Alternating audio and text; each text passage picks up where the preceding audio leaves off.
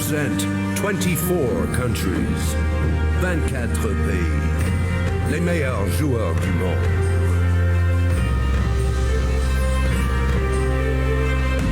Mentally, they're the best, and physically, the strongest.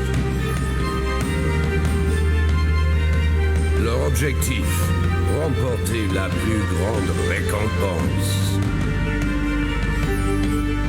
Mesdames et messieurs, bienvenue au 25e championnat du monde masculin IHF.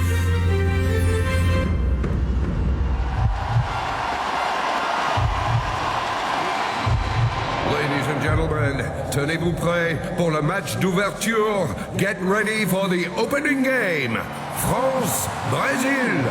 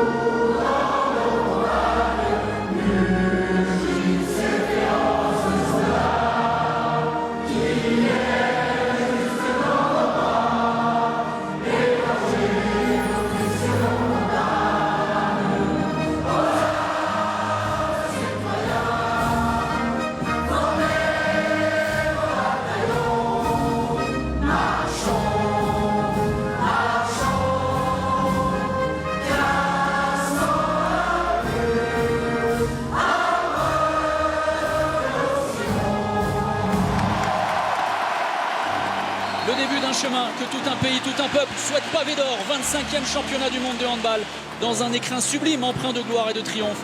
Première marche face au Brésil pour un match d'ouverture sous pression. L'attente est immense autour des champions du monde. Et Michael Guigou pour donner un vrai avantage déjà dans cette partie.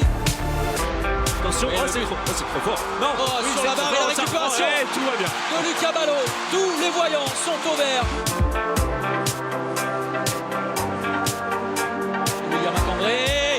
C'est repris. Et pan, dit Panda. Eh oui. Les Bleus s'imposent avec brio. Un succès très large, très convaincant. Et finalement une soirée parfaite. 31-16 pour les experts. Le mondial est lancé. Beaucoup de plaisir, quoi. Voilà, c'est ces moments-là qu'on recherche quand on est sportif de haut niveau. Une belle salle avec des supporters ils sont tous dédiés à notre cause, dans notre pays. C'est des moments, on va dire, des moments rêvés. De se dire qu'on fait un championnat du monde en France, avec l'équipe de France de handball, c'est vraiment quelque chose de magique. C'est des grands moments à vivre, il faut savoir en profiter tout en restant concentré sur l'objectif.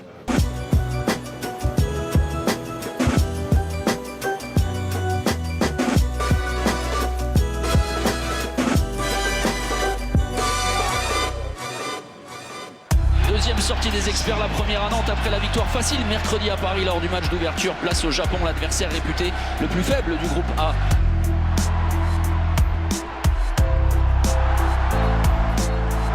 Oui, cette image. Alors là, on a le souffle coupé et on retient notre respiration parce que alors, ce serait un terrible coup pour l'équipe de France. On savait que c'était un peu spécial. Son pied, il avait été tordu d'une manière un peu particulière, donc ça présageait pas grand-chose de bon.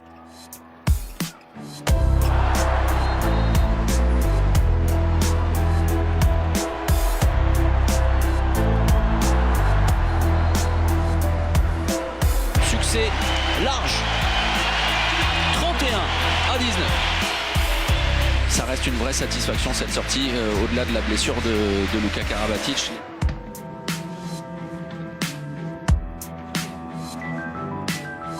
L'équipe de France, voilà, il y a plusieurs solutions qui ont été étudiées et on ne fonctionne pas que sur un seul système. Donc voilà, il y a déjà des solutions pour combler les manques et essayer de combler la brèche qui sera laissée par le départ de Luka.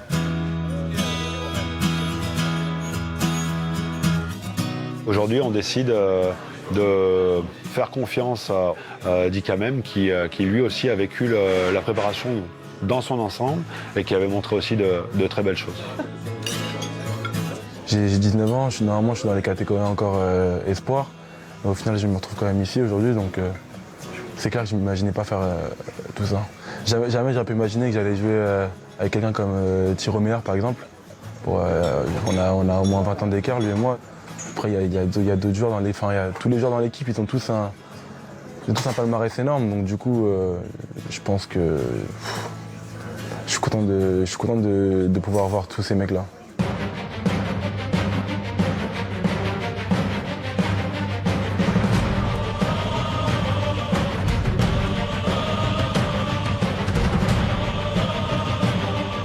Maintenant, c'est vrai que la Norvège, on reste, si je ne me trompe pas, sur une défaite lors du dernier Euro. Avant ça, on les battait plutôt régulièrement. Donc effectivement, on sait que ça va être sans doute un match plus accroché que les deux autres matchs, mais on va essayer de le prendre par le même bout.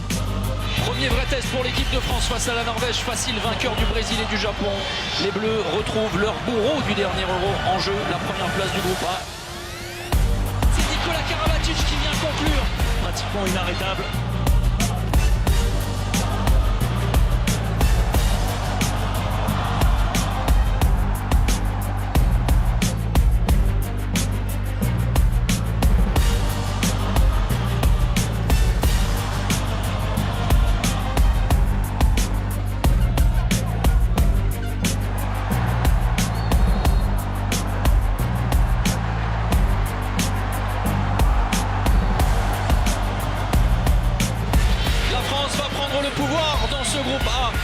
La France pourra aussi s'enorgueillir d'avoir réalisé une prestation énorme.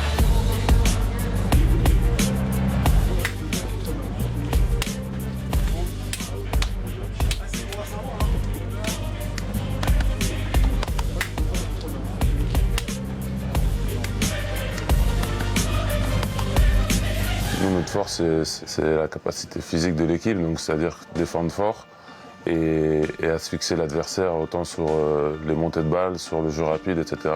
pour que quand on arrive dans les 10-15 dernières minutes, on ait pris l'ascendant physique sur l'adversaire et derrière psychologique et qu'on puisse gérer le money time de la meilleure des manières, que eux soient plus fatigués que nous. France-Russie, 4e sortie des Bleus dans l'heure mondiale. En termes d'efficacité, il est redoutable, Adrien Dipanda.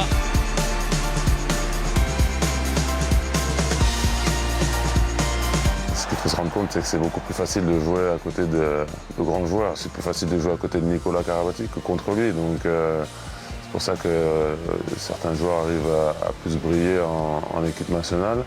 Et c'est là notre force. Il faut vraiment partir sur une stratégie globale. On ne peut pas avoir des joueurs dans une équipe qui restent sur le banc, sinon pourquoi vous les sélectionnez? Avoir un collectif de 16 et avoir des joueurs assis pendant une heure, moi ça ne m'intéresse pas. La bonne défense de Cédric Sourado, et possibilité à gauche. La solution avec Quentin qui accélère, avec la roucoulette pour terminer de manière acrobatique.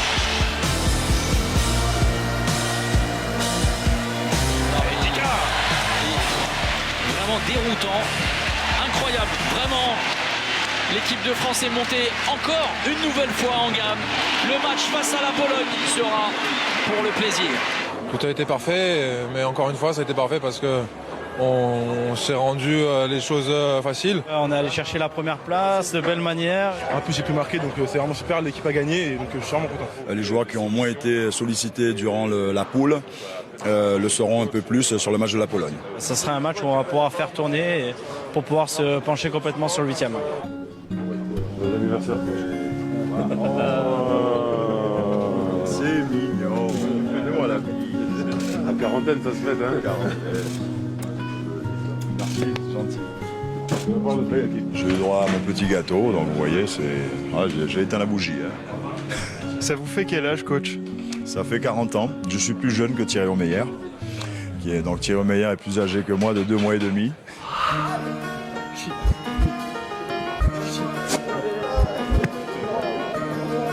Je suis avec toi parce que t'es nul. 3, 2, 1. À fond. Vite. Encore. Top. Voilà. L'équipe de France, on vit équipe de France. Une fois qu'on arrive en équipe de France, on fait tout pour cette équipe. Surtout que l'équipe de France fait les joueurs et les joueurs ne font pas l'équipe de France. C'est vraiment plaisant d'avoir un collectif prédisposé à se battre. Et c'est vraiment un esprit de famille. On sent vraiment une solidarité dans ce groupe et c'est vraiment ce qui est plaisant. Donc au quotidien d'être avec eux, de voir que c'est cette solidarité, on se dit on peut tous aller à la guerre ensemble.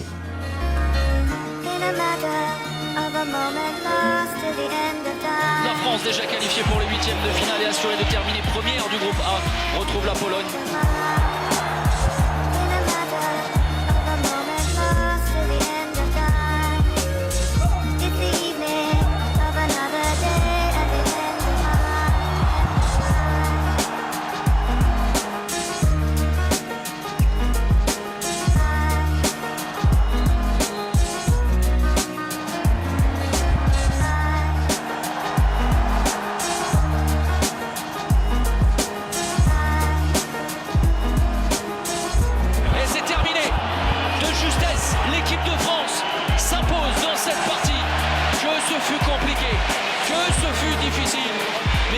Vont se diriger vers Lille.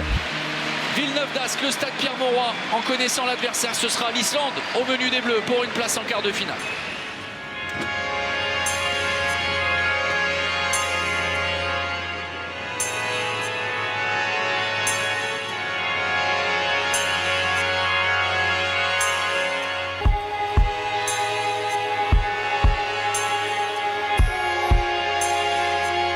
La première fois que tu rentres dedans, tu te dis waouh, comment ça va être quand ça va être rempli.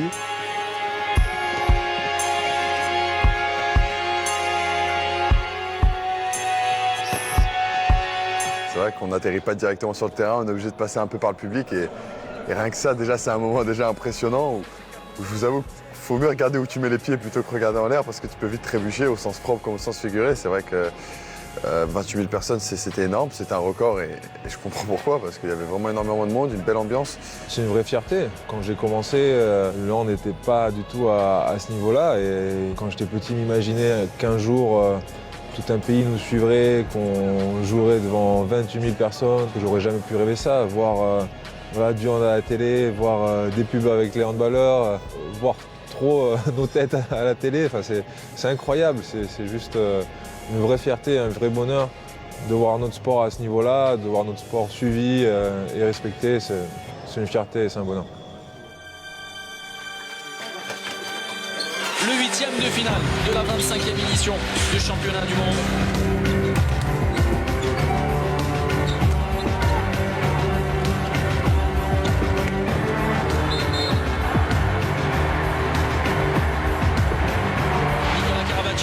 Seul comme un taureau, et pour la première fois, après 20 minutes, les Bleus sont en tête.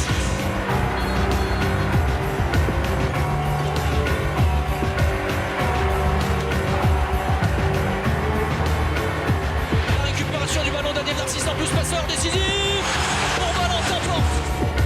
Les Bleus ont très mal débuté la rencontre avant de se reprendre. Ils sont en tête et c'est bien là l'essentiel.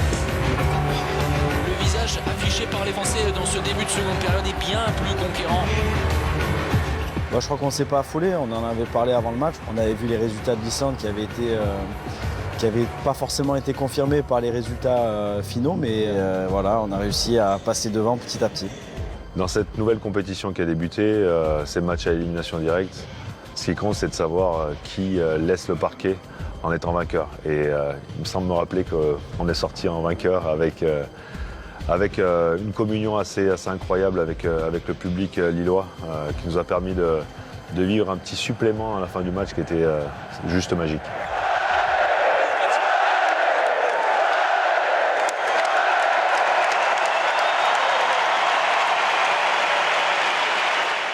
Les gars, je préfère jouer la Biélorussie que la Suède par rapport à ce que ces deux équipes ont montré ces dernières années. La Suède est meilleure et sera normalement plus dangereuse sur match, mais rien ne sera facile, peu importe l'adversaire. Puis après, on va surtout bien le préparer, ce qui sera le plus important. Détermination, concentration, dès l'échauffement pour qu'on y soit. Ça va être un gros combat, on y va tous ensemble les gars. 1 heure, hein. Ok. Allez, Tchoufi. France! une finale avant leur France-Suède. Choc au sommet en quart de finale du mondial. Le chemin vers Paris passe par le chaudron de Pierre Mauroy.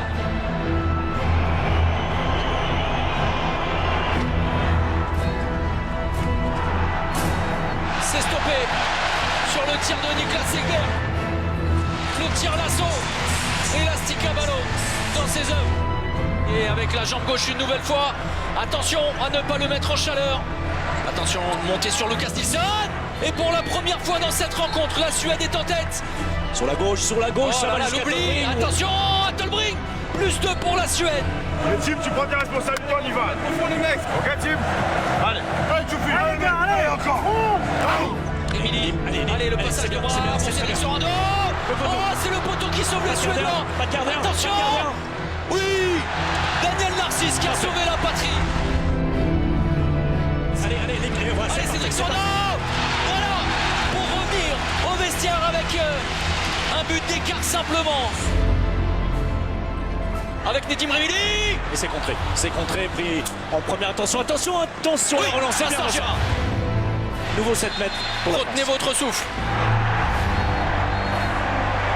C'est Nicolas qui va devoir les faire la différence. Il est passé. Évidemment, l'animal sauvage. Perte de balle. Ballon perdu. Perte de balle. Non, c'est il réussit encore une fois. Yeri Tolbring. Simon Jebsen. Le jeu vers l'extérieur maintenant. Il avait la solution. Bien sûr. Oui, dans l'intervalle. Daniel. Le chrono qui s'égrène, mais il est encore interminable.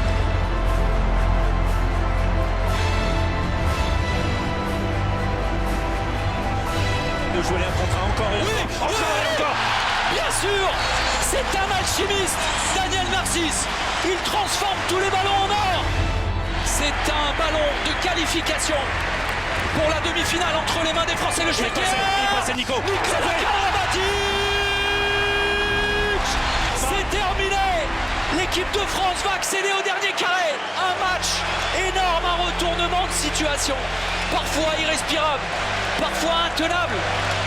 Cette partie a été rendue encore plus belle par le dépassement, par l'abnégation de chaque instant de l'ensemble des joueurs français. Oh, voilà, merci, au revoir. Les Bleus vont retrouver Paris.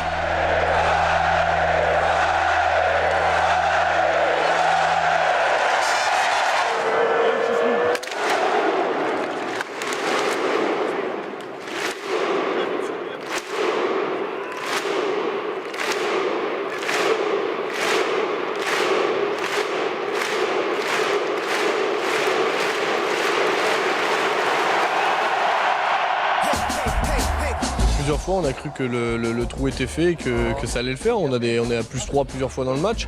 On se dit que ça va dérouler et puis là, on se fait surprendre à chaque fois. Sur ce mondial, c'est dur de donner des pronostics. Aujourd'hui, on aurait pu perdre le match. Il a eu le sang-froid, le gars qui est derrière toi. Là. C'est bien, parce que parfois il disjoncte un peu, mais là il a été parfait et on en avait vraiment besoin parce que quand ça se joue à peu de choses comme ça, on a vraiment besoin de ces buts faciles. On l'a fait à l'expérience à la fin, voilà.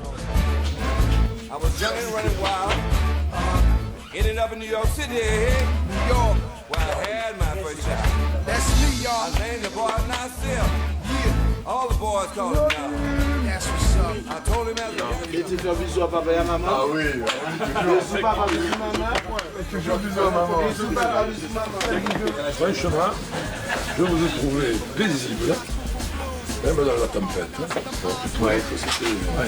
La vérité, je l'ai même dit à la télévision.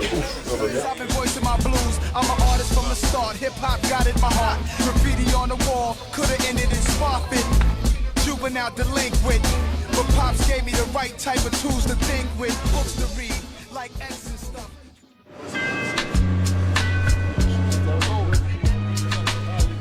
Mesdames, Messieurs, pour clôture de votre chef de bord, je vous souhaite la bienvenue pour ce TGV 7040 à destination de Paris, gare du Nord.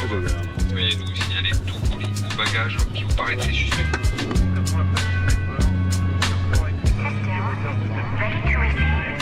7, 6, 5, 4. Ouais, c'est bien. Le 4, 5, 6, 7. Il n'y a pas le 8. Il n'y a pas le 8 T'es obligé toujours de monter. À la toux ou tout le temps? Partout. Si tu peux pas monter en coupant, bah, tu peux pisser, tu peux mettre n'importe quoi d'autre. D'accord. Ou tu peux le match. Non, bah, c'est vrai qu'on voit pas mal de gens dans la rue qui nous soutiennent, des petits... Enfin, il y a plus de monde, même il y a plus de journalistes, il y a plus de choses comme ça. Après, nous, on essaye de pas trop y penser. On pense vraiment au jeu, on s'entraîne, on fait de la vidéo et on pense au match suivant.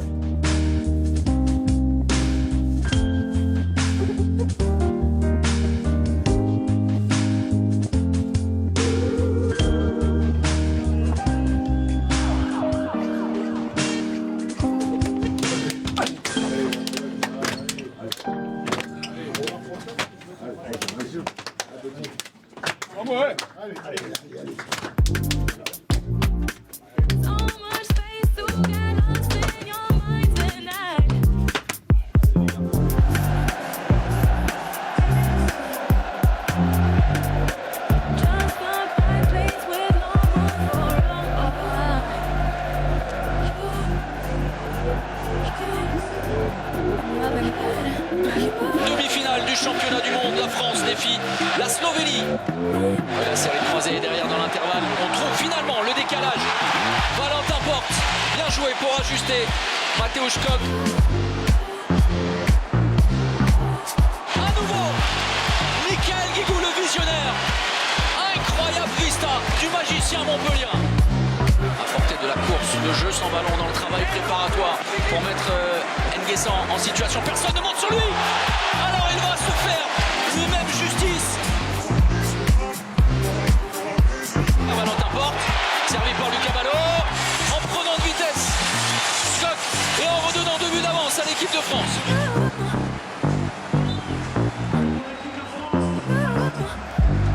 Et un passe génial une nouvelle fois. Oh, le gros arrêt de Vincent Gérard. Et derrière on relève Valentin Porte qui dépasse du bord. Après cette parade de Vincent Gérard et cette conclusion de Valentin Porte, plus 3 pour les Bleus. Mika Kijnik qui est serré comme son nom par Quentin Mahé, mais derrière on a dégainé. Toujours rapide, gardien. Évidemment. Et Quentin Mahé a eu l'œil parfait de la Marseillaise.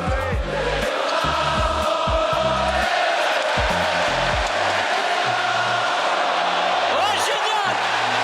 Timothée N'Guessan, salué par tous ses partenaires. 15-12 en faveur de la France. Lucas Ballot qui vient dépasser tout le monde. Et personne ne monte, il a raison. Bien sûr, Neddy Bourimili, évidemment. L'exploit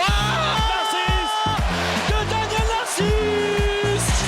Les Bleus sont en finale de l'or mondial. La 6e étoile est au bout du chemin. Fantastique soirée une nouvelle fois.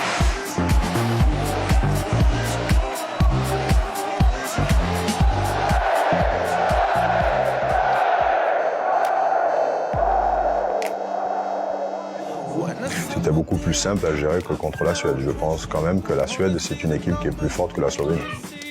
L'équipe de France a eu un match contrôlé et a pu s'imposer progressivement dans la rencontre. Et on a pu même nous tester notre 1-5, qui est une arme aussi, qu'on a énormément travaillé contre le 7 contre 6, qui a été vraiment efficace. Caméra. Quand j'ai quitté la zone mixte, là, c'était fini, quoi.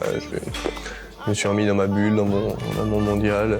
Ah non, j'ai quand même, faut le dire, j'ai quand même partagé une bière dans le vestiaire avec mes coéquipiers. Mais après ça, voilà, c'est une fois qu'on quitte le vestiaire, qu'on quitte la salle, c'est fini, quoi. On tourne la page, c'était super, on en a profité avec le public, avec tout le monde, on s'est fait plaisir, on a été performants. Maintenant, c'est autre chose qui nous attend et on se projette de suite sur dimanche et la finale. Depuis la finale des Jeux Olympiques, où j'ai vu une équipe de France que je n'avais pas l'habitude de voir, où tout le monde est capable de passer au travers et tout le monde est capable de déjouer, et ben ça m'a mis un petit coup et je me dis à tout moment ça peut se reproduire. Donc c'est pour ça que j'aborde les matchs avec un peu plus d'appréhension, en espérant du fond du cœur que tout le monde, en tout cas qu'une grande partie de l'équipe va répondre présent et que s'il y en a qui passent à côté, on soit peu, quoi. Ça peut arriver.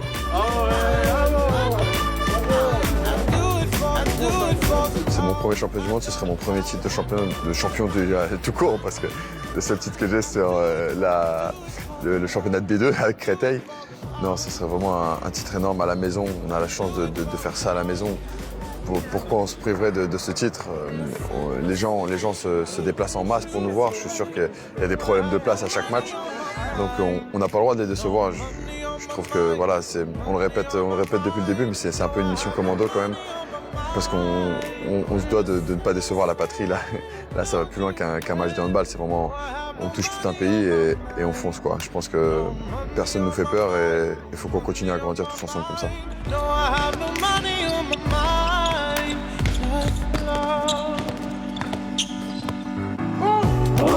On est à 1 heure d'accrocher une 6e étoile, donc ça après l'équipementier décidera est-ce qu'on la met en dessous, est-ce qu'on la met à côté, est-ce qu'on fait une grande ligne, est-ce qu'on commence une nouvelle ligne. Voilà, ça c'est des petits trucs drôles. Ça serait beau encore de battre ce record, on était déjà la première équipe à gagner 5 titres de champion du monde. On pourrait encore battre ce record en gagnant un 6e titre, donc ça serait magnifique ici en plus en France, après 2 revers d'affilée. Tout est fait pour que ça soit une belle histoire qui continue à s'écrire.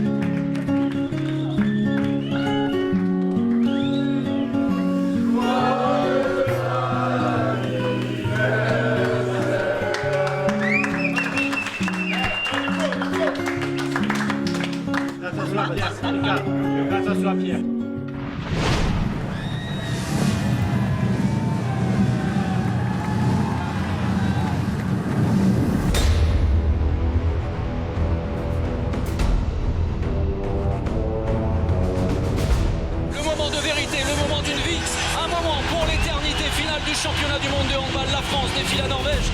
Des retrouvailles au sommet 2 semaines après la victoire difficile et angoissante des Bleus face aux Scandinaves. En phase de poule, la route vers la gloire s'achève à Paris. Les experts en quête d'une 6e étoile vont devoir mettre fin au miracle permanent norvégien. Invités de dernière minute, Sagosen et consorts ont l'occasion d'entrer dans l'histoire. Les Français, eux, peuvent écrire une nouvelle ligne exceptionnelle à leur légende, 16 ans après leur sacre magistral à Bercy.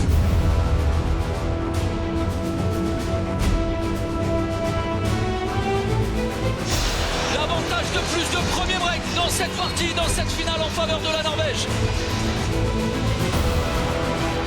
Perdre patience, on force les tirs et on manque de justesse. Allez Nedim, c'est bien récupéré. Prendre les informations en relais avec Ludovic Fabregas, le rebond en Valentin Port pour revenir à but avant la 20e minute.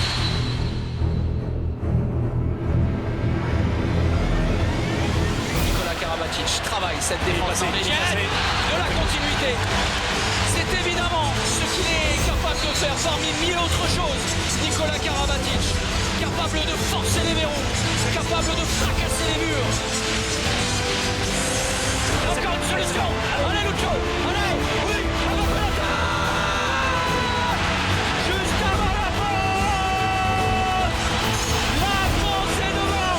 Le meilleur des scénarios possibles après 30 minutes. Tout est encore à jouer. Mais la France respire un peu. Les 30 dernières minutes pour l'éternité. Sagosen et l'arrêt de Massin-Girard. Il est entré en ébullition. Il va peut-être faire la différence ce soir et permettre à ses partenaires, à ses coéquipiers de prendre le large. 4 minutes de jouer plus 4 pour les Bleus.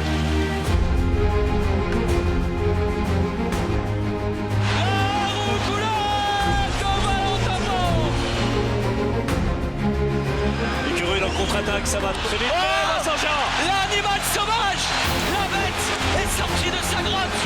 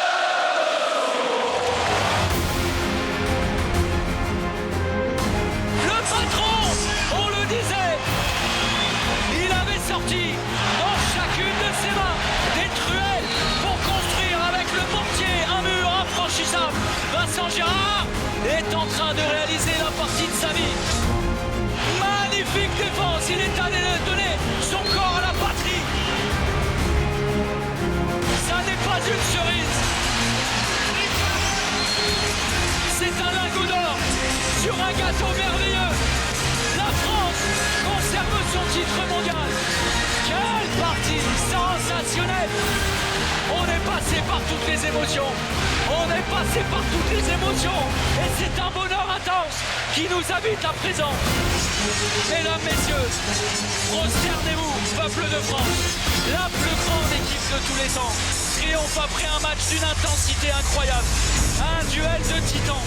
Une domination au-delà de la raison. Un dimanche pour l'éternité. Une étoile de plus au firmament des Bleus. La constellation des experts brille à jamais dans le ciel de Paris.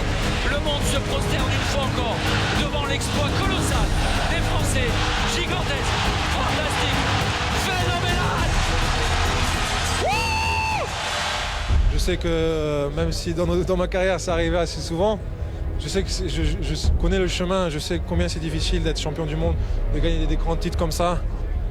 Et j'ai envie de profiter de ça, de partager ça avec mon public, avec ma famille, avec mon fils. Et voir ce niveau d'engouement qu'on a atteint, de reconnaissance médiatique et d'amour de la part des Français, c'est beau et c'est ça qui vient rajouter encore plus à la joie qu'on a d'avoir été champion du monde. Comment te sens-tu après avoir marqué l'histoire en 2001, maintenant en 2017? Donc qu'est-ce que ça te fait Bah oui, mais je suis bien. Mais pourquoi tu... Non, c'est tout simplement énorme. Du mal à réaliser, pour tout te dire, mon cher Tchouf, que voilà, il y a 16 ans, il y avait déjà un premier titre de champion du monde. Mais c'est vraiment énorme de pouvoir revenir ici à Bercy, 16 ans après, de pouvoir vivre un nouveau grand moment d'émotion avec tout ce public, c'est nos familles, nos amis qui étaient là, et c'est vraiment énorme. J'en garde beaucoup de bons souvenirs et beaucoup de frissons en 2001. J'avais 9 ans, donc j'essayais de savourer ça comme je pouvais en tant que fan. Si on m'avait dit 16 ans plus tard, tu auras la même médaille autour du cou, forcément, j'aurais signé tout de suite. C'est deux bonheurs différents, mais uniques. Putain, c'est bon ça! Je sais pas quoi faire de mon. Non, mais c'est énorme, voilà, j'espère que c'est le début d'énormément de titres. Bon, ça va être dur parce qu'ils ont mis la barre très très haute quand même des anciens, mais les cas de notre équipe. Mais en tout cas, voilà, j'espère vraiment qu'on va continuer à grandir et qu'on va continuer à gagner des titres parce qu'on a les joueurs pour et même encore les jeunes qui arrivent. On a vraiment, encore une fois, je me répète, on a les crocs, on a envie de gagner, on a envie de prouver qu'on est la relève de cette équipe et qu'on peut gagner autant qu'eux.